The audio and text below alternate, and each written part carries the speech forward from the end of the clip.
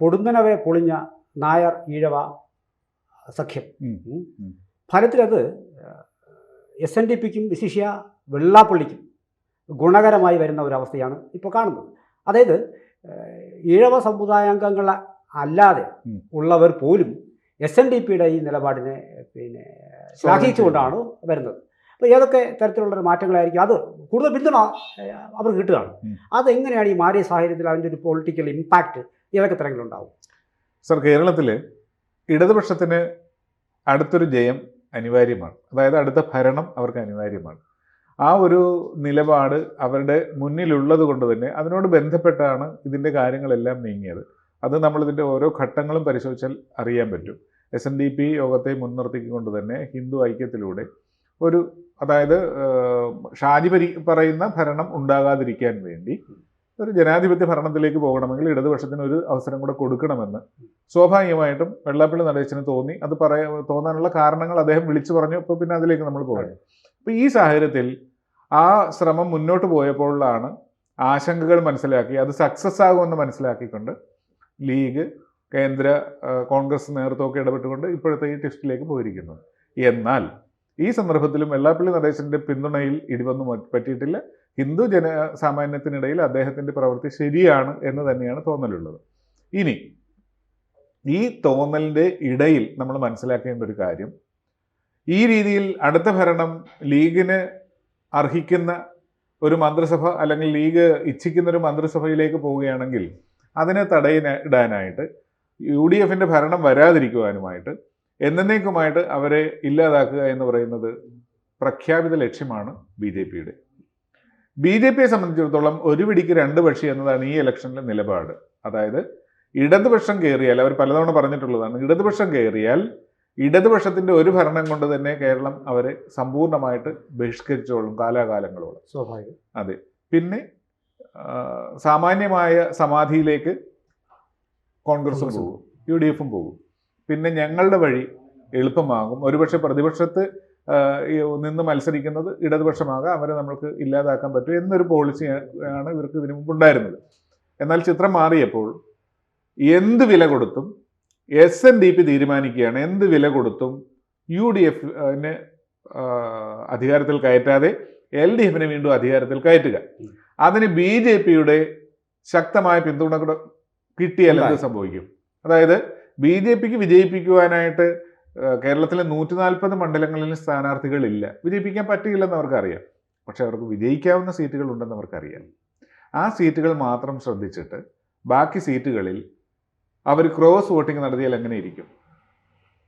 എന്ത് സംഭവിക്കും? അല്ല, അതിനകത്ത് പിന്നെ ഈ നമ്മുടെ ഈ ഒരു രാഷ്ട്രീയ, ഞാൻ മുമ്പും ഇതേക്കുറിച്ച് പറയാറുണ്ടായിരുന്നു, അവിടെ ഒരു രാഷ്ട്രീയ നൈതികത എന്ന് യുദ്ധം ജയിക്കാൻ നേരത്ത് യുദ്ധം ജയിക്കാൻ പല തന്ത്രങ്ങളും പ്രയോഗിക്കും. അതിനകത്ത് പ്രത്യേകിച്ച് നൈതിക മൂല്യങ്ങളൊന്നും തന്നെ അവിടെ ഇല്ല. ഇപ്പോൾ ഒരു കളി, ഇപ്പോൾ നമ്മുടെ ഈ ലോകകപ്പ് ഫുട്ബോൾ മത്സരങ്ങളൊക്കെ നടക്കുമ്പോൾ ഈ എതിർ ടീമിലെ ഏറ്റവും മികച്ച കളിക്കാരനെയൊക്കെ ഈ ചവിട്ടിയിടുന്ന ആൾക്കാരുണ്ട്. അത് തൻ്റെ രാജ്യത്തിന് വേണ്ടിയുള്ള ഉത്തരവാദിത്തമായി ഏറ്റെടുത്ത് ചുവപ്പ് കാർഡ് കൊണ്ട് എന്നേക്ക് പോയി പുറത്തു പോകുന്ന ആൾക്കാർ വരെ ഉണ്ട്, ബാനൊക്കെ കിട്ടിയിട്ടുള്ള ആൾക്കാരുണ്ട്. അപ്പോൾ അത് ഒരു കണ്ണിൽ കൂടി നോക്കുമ്പോൾ അതൊരു രാജ്യസ്നേഹവും, മറുകണ്ണിൽ കൂടി നോക്കുമ്പോൾ മറ്റൊരു രൂപത്തിലും വ്യാഖ്യാനിക്കപ്പെടും. ഇവിടെ ഇപ്പോൾ ഒരുപക്ഷെ ഉണ്ടായിരുന്ന ഒരു സഖ്യമാണ് ഒറ്റുകാരൻ്റെ ഒരു രൂപത്തിൽ ഇദ്ദേഹം പൊളിച്ചു കളഞ്ഞത്. അപ്പോൾ ഈ ബോധ്യം പൂർണ്ണമായും മറ്റ് സമുദായ അംഗങ്ങളുടെ, നായർ സമുദായ അംഗങ്ങളുടെ മനസ്സിൽ ഉണ്ടാവുകയും അവരും കൂടി തള്ളിപ്പറഞ്ഞ് SNDPയുടെ ആ ലക്ഷ്യത്തിൻ്റെ പിന്നാലെ നിൽക്കുക വന്നാൽ ചിത്രമാകമാണ്. ഉറപ്പായും. യെസ്. അതായത് കേരള രാഷ്ട്രീയം ഇപ്പോൾ ഉരുത്തിരിഞ്ഞു വരുന്ന ആ രീതിയിലാണ്. അതായത് SNDP അപമാനിക്കപ്പെട്ടിരിക്കുകയാണ്. SNDP പൊതു സമൂഹത്തിൽ NSSൻ്റെ കയറി വാ മക്കളെ എന്ന് പറഞ്ഞ ആ ഒരു സമീപനം കഴിഞ്ഞ് പഠിക്കലെത്തിയപ്പോൾ നീ ഇറങ്ങിപ്പോ എന്ന് പറയുന്ന ഒരവസ്ഥയിൽ അപമാനിച്ചിരിക്കുകയാണ്. SNDPക്ക് സ്വാഭാവികമായിട്ടും അതിൽ കടുത്ത അമർഷമുണ്ട്. ഇനി സമുദായം എന്ന രീതിയിൽ നോക്കിയാൽ SNDP യോഗത്തിൻ്റെ നേതൃത്വത്തിന് ആ സമുദായത്തിലുള്ള അത്രയും സ്വീകാര്യതയോ സ്വാധീനമോ NSS നേതൃത്വത്തിന് നായർ സമുദായങ്ങളുടെ ഇടയിലില്ല. NSS SNDP എടുത്ത് നോക്കിയാൽ SNDP ജനസംഖ്യാപരമായി ബഹുദൂരം മുന്നിലാണ്, NSS വളരെ പിന്നിലാണ്. അപ്പം വോട്ട് കേന്ദ്രീകരിച്ച് ഒരു രാഷ്ട്രീയ പാർട്ടിയെ വിജയിപ്പിക്കാനുള്ള കഴിവുള്ളത് നിലവിൽ NSSനല്ല, SNDPക്കാണ്. അവർക്ക് ഉള്ളതുപോലെ അതിശക്തമായ വോട്ടിൻ്റെ അടിത്തറ 20% ഏകദേശം കേരളത്തിലെ BJPക്ക് വോട്ടുണ്ട്. കേരളത്തിൽ ഭരണം പിടിക്കുന്നത് 4-5 അല്ലെങ്കിൽ 3-4-5% മാത്രം വ്യത്യാസത്തിലാണ് ഒരു ഭരണകൂടത്തെ താഴെ ഇറക്കുന്നതും കയറ്റുന്നതും. അത് നമ്മൾക്കറിയാം. അങ്ങനെ വരുമ്പോൾ 20% ഒരു രാഷ്ട്രീയ കക്ഷി കോൺഗ്രസിനെ ഇല്ലാതാക്കുവാൻ വേണ്ടി ഒരു ബുദ്ധിപരമായ അവരെ ഒരു കേഡർ പാർട്ടിയാണെന്ന് ചിന്തിക്കണം. അവർ മുകളിൽ നിന്നൊരു തീരുമാനമെടുത്താൽ താഴെത്തട്ടിൽ വരെ നിശബ്ദമായി എല്ലാവരിലേക്കും അതെത്തും. ഒരാളും അറിയുകയില്ല. അത് വോട്ടിംഗ് മെഷീൻ്റെ മുന്നിൽ ചെന്ന് അവർ പ്രസ് ചെയ്യുമ്പോൾ മാത്രമാണ് അവർ പ്രവർത്തിപ്പിക്കുന്നത്. എല്ലാവർക്കും അറിയാൻ പറ്റില്ല. ഈ രീതിയിൽ നിരവധി തവണ കേരളത്തിൽ ഉണ്ടായിട്ടുണ്ട്. കോലീബി സഖ്യം എന്ന് പറയുന്ന പോലെ പല സഖ്യങ്ങളും BJPയുമായിട്ട് ബന്ധപ്പെട്ട് കേരളത്തിൽ ഉണ്ടാക്കിയിട്ടുണ്ട്. ഇടതുപക്ഷവുമായിട്ടും വലതുപക്ഷവുമായിട്ടും ഒക്കെ ഉണ്ടാക്കിയിട്ടുണ്ട്. ഈ ഒരു രീതിയിലേക്ക് അവർ മുന്നോട്ട് പോയാൽ NSSന്റെ ഇപ്പോഴത്തെ നിലപാട് ആത്മഹത്യാപരമാണെന്ന് അവർക്ക് മനസ്സിലാകുകയും മുസ്ലിം ലീഗിൻ്റെ അജണ്ട പൊളിഞ്ഞ് കോൺഗ്രസ് പെരുവഴിയിലാകും. ഗുണം എന്തെന്ന് വെച്ചിട്ടുണ്ടെങ്കിൽ പിണറായി സർക്കാരിന് അല്ലെങ്കിൽ ഇടതുപക്ഷത്തിന് വീണ്ടും ഒരംഗത്തിനുള്ള ബാല്യം ലഭിക്കും. അത് അല്ലെങ്കിൽ കിട്ടുകയില്ലെന്ന് ആർക്കറിയാം? പിണറായിക്കറിയാം. പിണറായി നല്ല മികച്ച രാഷ്ട്രീയക്കാരനാണ്. രാഷ്ട്രീയം ഒരു ബിസിനസ് പോലെ കൈകാര്യം ചെയ്യാൻ അറിയാവുന്ന ഒരാളാണ് അദ്ദേഹം. അപ്പോൾ അദ്ദേഹത്തിന് ഏതായാലും അടുത്ത വർഷം പ്രതിപക്ഷത്തിരിക്കാം എന്നതല്ല അദ്ദേഹത്തിൻ്റെ താല്പര്യം. ഇനിയും ഭരിക്കണമെന്ന് തന്നെയാണ്. അടുത്ത തവണ അദ്ദേഹം പ്രതിപക്ഷത്തിരുന്നാൽ ഫൈറ്റ് വരുന്നത് പിന്നീട് BJPയും കോൺഗ്രസും തമ്മിലായിരിക്കും. അത് അദ്ദേഹം ആഗ്രഹിക്കുന്നില്ല. ഇനിയൊരു ഫൈറ്റ് ഉണ്ടാകുകയാണെങ്കിൽ BJPയും CPMും തന്നെ, അതായത് CPM രംഗത്തുണ്ടാകണം. കോൺഗ്രസ് പോയാലേ CPM ഉണ്ടാകും. മറിച്ച് കോൺഗ്രസ് വന്നാൽ ഫൈറ്റിന് പിന്നെ ഉണ്ടാകുന്നത് BJPയും കോൺഗ്രസുമായിരിക്കും. അത് അദ്ദേഹം ആഗ്രഹിക്കുന്നില്ല. അപ്പോൾ അദ്ദേഹം എന്ത് ചെയ്യും? സ്വാഭാവികമായിട്ടും അതാണ് വരാൻ. ഞാൻ ഇടയ്ക്ക് നടപെട്ടെ. നമ്മളിപ്പോൾ കഴിഞ്ഞ ലോക്കൽ ബോഡി ഇലക്ഷൻസ് ഒരു 55-58 സീറ്റുകളൊക്കെ തോളം ആണ് LDFന് കിട്ടും എന്ന് ചില മാധ്യമങ്ങൾ ആ കണക്കുകൾ പഠിച്ച ശേഷം പറയുന്നത്. അപ്പോൾ നമ്മൾ നോക്കുമ്പോൾ അത് ശരിയാണ്.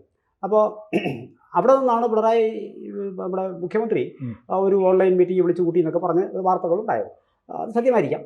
അപ്പോൾ അവിടെ ഒരു 58 സീറ്റ് 55 സീറ്റ് എത്ര സീറ്റിന് കുറവ് എന്നുള്ള ആ കുറവ്, അതായത് ഈ BJPക്ക് ഒരു 20% വോട്ട് അവരുടെ 19-20 കയ്യിലുള്ള ഉണ്ടായിരിക്കുകയും SNDP സഖ്യത്തിൽ നിന്നുള്ള ഒരു നിശ്ചിത ശതമാനം വോട്ടുകൾ ഇങ്ങോട്ട് വരികയും ചെയ്താൽ ഭരണം പിടിക്കാൻ 35-37% ഒക്കെ ഇനഫ് ആൻഡ് മോർ അത് കിട്ടും.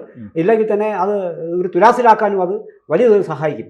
അപ്പോൾ അങ്ങനെ സംഭവിക്കുന്ന ഒരു സാഹചര്യത്തിൽ ഈ പിന്നെ ഒരു അമർഷത്തിൻ്റെ വോട്ടുകൾ അതുകൊണ്ട് നായർ വിഭാഗത്തിൽ നിന്ന് ലഭിക്കുകയും ഈ ഷാജി അല്ലെങ്കിൽ നിരന്തരമായ ചില പ്രസ്താവനകൾ, വളരെ വർഗീയത പച്ചയ്ക്ക് പറയുന്ന ചില പ്രസ്താവനകൾ ഇലക്ഷൻ സമയത്ത് വ്യാപകമായി ഉപയോഗിക്കപ്പെടുകയും ചെയ്യുമ്പോൾ ഉണ്ടാകുന്ന ഒരു മാനസികമായ ഒരു, അതായത് ഒരു വോട്ടർ തീരുമാനിച്ചു ഞാൻ ഈ ഭാഗത്താണ് ഇതുവരെ കുത്തിയിട്ടുള്ളത്, അത് മറിച്ച് കുത്താൻ ഈ വീഡിയോകളും ഈ ഒറ്റും പ്ലസ് SNDPയുടെ ആ ഒരു നിലപാടും ഒക്കെ കൂടി സഹായകമായാൽ നമ്മൾ ഈ പറഞ്ഞതുപോലെയുള്ള ഈ ഇതൊന്നും ഇത്രയും വെള്ളം കോരുന്നത് സതീശൻ അത് വാഴാകാനുള്ള സാധ്യതയുണ്ട്. ഒരുപക്ഷെ ജനം മനസ്സിൽ അങ്ങനെ ഒരു കാര്യം കൂടി സാധ്യതയും കൂടി ജനം മനസ്സിൽ കരുതി വെച്ചിട്ടുണ്ടാകും. അങ്ങനെയല്ലേ? അങ്ങനെയാണ്. കാരണം അങ്ങനെ സംഭവിച്ച നിരവധി ചരിത്രങ്ങളുണ്ട്. ഇപ്പോൾ വെള്ളാപ്പള്ളി നടേശൻ ഇപ്പോൾ പറഞ്ഞ വാക്കിൽ ഉറച്ചു നിൽക്കുന്ന ആണത്തമുള്ള സമുദായ നേതാവാണ്. അദ്ദേഹം എന്താണ് പറഞ്ഞത്? അദ്ദേഹം അതിൽ നിന്ന് പിന്നോട്ട് പോയിട്ടില്ല. പോയത് മറ്റൊരു വിഭാഗമാണ്. ഇനി നായരി ഈഴവ ഐക്യം അത് മാത്രം എടുക്കും. ഇപ്പോൾ നമ്മൾ സാധാരണ പറയാറുണ്ട്, ഇനി SNDPക്കാർക്ക് NSSകാരെ കല്യാണം കഴിക്കുക, അല്ല അതിന് എന്തെങ്കിലും തടസ്സമുണ്ടോ? ഇപ്പോൾ നിലവിൽ ആർക്കെങ്കിലും തടസ്സമുണ്ട്? ഇപ്പോൾ ഒരു രണ്ടുപേർ തമ്മിൽ പ്രണയത്തിലായി, അവർക്ക് വിവാഹം കഴിക്കണമെങ്കിൽ കഴിക്കാം. ആരും അവരുടെ ഇല്ല, അതൊന്നും നോക്കാറില്ല. അതിന് ജാതിയും നോക്കുന്നില്ല, മതവും നോക്കുന്നില്ല. പക്ഷേ ഇങ്ങനെയൊക്കെ പറഞ്ഞ് ഇതിനെ ട്രോളുന്ന ആൾക്കാർക്ക് പ്രഖ്യാപിതമായ ലക്ഷ്യമുണ്ട്. എന്നാൽ അതിനേക്കാൾ വളരെ പ്രസക്തമായ ലക്ഷ്യങ്ങളോടുകൂടിയാണ് ഇന്ന് SNDP മുന്നോട്ട് പോകുന്നത്. അവർ സ്റ്റെപ്പ് മുന്നോട്ട് വെച്ച് കഴിഞ്ഞു. അത് അവരുടെ ഐക്യമാണ്. ഇനി NSS ഇല്ലാതെ ഐക്യം നടക്കില്ലെന്ന് ആര് പറഞ്ഞേ? NSS ഇല്ലെങ്കിൽ ബാക്കി ഹിന്ദുക്കളും ക്രിസ്ത്യാനിനെയും കൂടെ കൊണ്ടുവരുന്നല്ലേ, എന്ത് ഐക്യം നടക്കുകയില്ലേ? ഇവിടെ മുസ്ലിം ലീഗ് യഥാർത്ഥത്തിൽ വില്ലൻ റോളിലല്ല. മുസ്ലിം ലീഗിനെ വില്ലൻ റോളിലേക്ക് കൊണ്ടുവരുന്നത് കോൺഗ്രസിൻ്റെ പാപ്പരത്തമാണ്. അവർക്ക് കഴിവില്ലാത്തത് കൊണ്ടാണ്. മുസ്ലിം ലീഗ് അവരുടെ സമുദായത്തിന് ഗുണം കിട്ടണമെന്ന് ആഗ്രഹിക്കുന്നു. കാരണം അത് NSSന്റെ ജനറൽ സെക്രട്ടറി കണ്ടുപിടിക്കേണ്ടതാണ്. മുസ്ലിം ലീഗ് തങ്ങളുടെ സമുദായത്തിന് ഗുണം കിട്ടണമെന്ന രീതിയിൽ അവർ നയങ്ങൾ ആവിഷ്കരിക്കുന്നു, പദ്ധതികൾ തയ്യാറാക്കുന്നു. അതേപോലെ തന്നെ SNDP യോഗത്തിൻ്റെ ജനറൽ സെക്രട്ടറിയും ആ സമുദായത്തിനും മൊത്തത്തിലും ഗുണമുണ്ടാകണമെന്ന് പറയുന്നു, അതിനുവേണ്ടി പദ്ധതി തയ്യാറാക്കുന്നു. NSS ആർക്ക് വേണ്ടിയാണ് നിലകൊള്ളുന്നത്?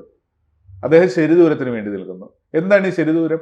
ഇന്ന് ലോകത്ത് എവിടെയെങ്കിലും ഉണ്ടോ ഇത്തരത്തിലുള്ള അഴകുഴമ്പൻ സമീപനം എന്ന് പറയുന്നത്? ഒരു വ്യക്തി നേതാവാകുന്നത് ശക്തമായ അഭിപ്രായം ഉണ്ടാകുമ്പോഴാണ്. ഈ കേരളത്തിലെ മതേതരത്വം ഇങ്ങനെ NSS പൊക്കിപ്പിടിക്കുന്ന സാധനമല്ല, അതവരുടെ തോളത്തുമല്ല. അങ്ങനെ ഒരു ധാരണയുണ്ടെങ്കിൽ അദ്ദേഹത്തിന്റെ തെറ്റായ ധാരണ എന്നേ പറയുള്ളൂ. കേരളത്തിലെ മതേതരത്വം എന്ന് പറഞ്ഞാൽ ഇവിടുത്തെ സാധാരണ ജനങ്ങളുടെ മനസ്സിലുള്ളതാണ്.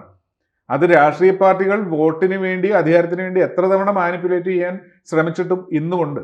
ഇടയ്ക്ക് ചില മാറാട് പോലെയോ മറ്റെന്തെങ്കിലും സംഭവങ്ങൾ ഉണ്ടെങ്കിൽ പോലും കേരളം വലിയ കലാപമായിട്ട് മാറാത്തത് ഇവിടുത്തെ ജനങ്ങൾ അങ്ങനെ ചിന്തിക്കുന്നത്. പക്ഷേ NSSനെ പോലുള്ള ആൾക്കാർ ഐക്യത്തിന് വേണ്ടി നിൽക്കുന്നതിന് പകരം ഈ ധ്രുവീകരണത്തിന് വേണ്ടി നിൽക്കുമ്പോൾ കാലം അദ്ദേഹത്തിനോട് ചോദിക്കുന്ന ചോദ്യങ്ങൾക്ക്, അല്ലെങ്കിൽ പിന്നീട് വരുന്ന NSSന്റെ ചുണക്കുട്ടികൾ, ഇനി വിവരമുള്ള ഒരു തലമുറ വളർന്നു വരുന്നുണ്ട്, അവർ ചോദിക്കുന്ന ചോദ്യത്തിന് NSS എന്തും മറുപടി അവരോട് പറയും.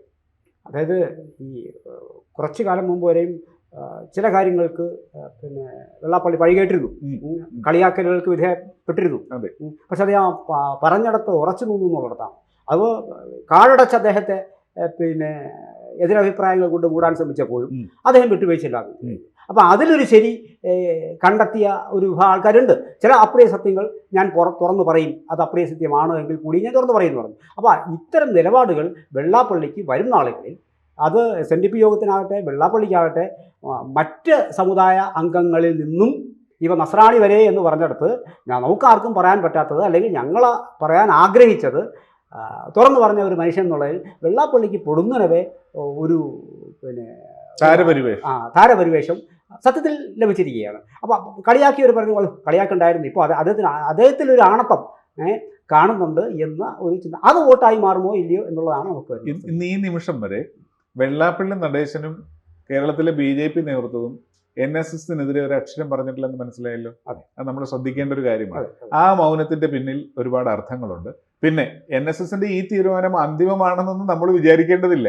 വിലപേശലിൽ, അതായത് ഇപ്പോൾ കോൺഗ്രസ് വെച്ചിരിക്കുന്ന ഓഫറിൽ, മുസ്ലിം ലീഗ് പറഞ്ഞിട്ട് കോൺഗ്രസ് വെച്ചിരിക്കുന്ന ഓഫറിൽ തൃപ്തനല്ലെങ്കിൽ ഇതേ ജനറൽ ബോഡി കൂടിയിട്ട്, എന്താണ് അതിന് പറഞ്ഞ, അദ്ദേഹത്തിന് ഒരു ഡയറക്ടർ ബോർഡ് കൂടിയിട്ട് മറ്റൊരു തീരുമാനം എടുക്കാൻ അദ്ദേഹത്തിന് അവസരം കൊടുത്തിരിക്കുകയാണ്. ആര്? ഈ മൗനം ദീക്ഷിക്കുന്ന രണ്ട് കക്ഷികൾ.